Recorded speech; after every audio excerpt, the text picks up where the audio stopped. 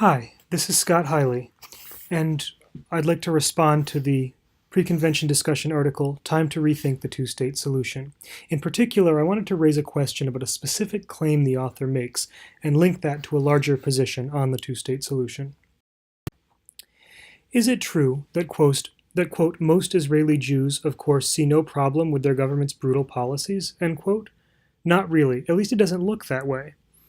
When the Knesset passed the nation-state law, by a pretty slim majority, in fact, there was a protest, mass protest of 100,000 people in the streets of Tel Aviv, Jews and Arabs together, crying out against the fundamentally racist and undemocratic nature of the law.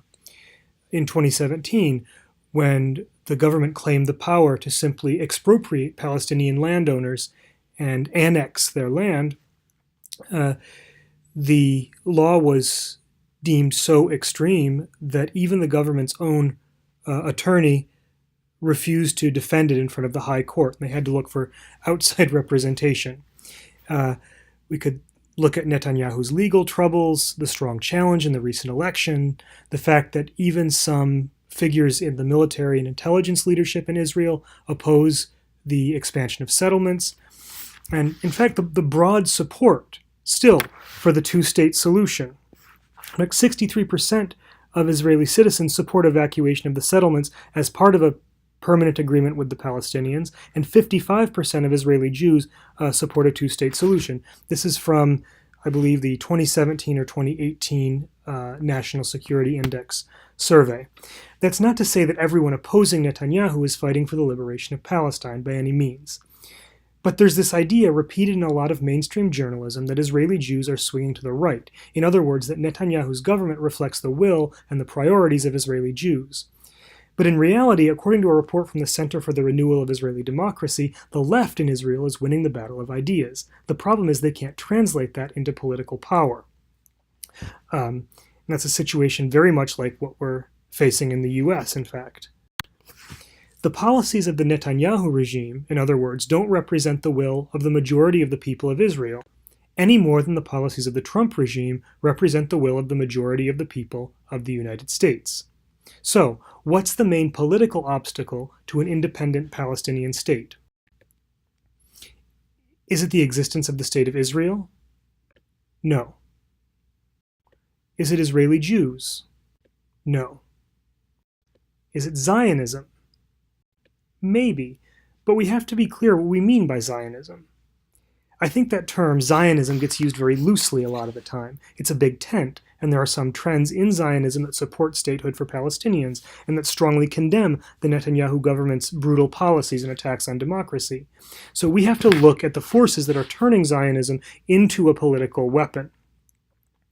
The main obstacle to a just peace and the existence of an independent Palestinian state is the dominance of the most reactionary, most violent, most anti-democratic section of the ruling class, both here and in Israel. So that's Trump and Netanyahu in the first place, but also the forces within the ruling class that organize their rise to power and keep them there. The defense industry, the fossil fuel industry, real estate developers, the usual suspects. Support for the two-state solution is beginning to erode, it's true, but not because people are rejecting it ideologically. More and more, people doubt whether it's feasible, because Netanyahu and his extreme right coalition have put up every possible obstacle to the two-state solution and to peace, most recently by announcing Israel's intent to annex the West Bank. So the Trump regime constantly goads them on to new assaults on democracy and human rights, just as each new atrocity against Palestinians emboldens the neo-Confederate right of the United States. So the two are very much linked. Our position should, therefore, affirm and reaffirm without ambiguity our solidarity with the Palestinian people in their struggle for national liberation. It should also recognize the connection between their struggle and the fight against fascism and apartheid in the United States and Israel. And it should contribute to building the unity of revolutionary, progressive, and democratic forces in that struggle. Abandoning the two-state solution wouldn't represent a heightening of our position. Rather, it would be a concession to the most vicious forces in the ruling class, who are doing everything they can to undermine it. It would separate us from our fraternal parties in Israel and Palestine, and in my opinion, it would mean shrinking back from the task of building the mass unity required to win both short-term goals and the larger fight for socialism. In my opinion, we should embrace the demands put forth by our fraternal parties, and you can see them here. I'm not going to go through them because I'm already running over a little on time. Thank you very much.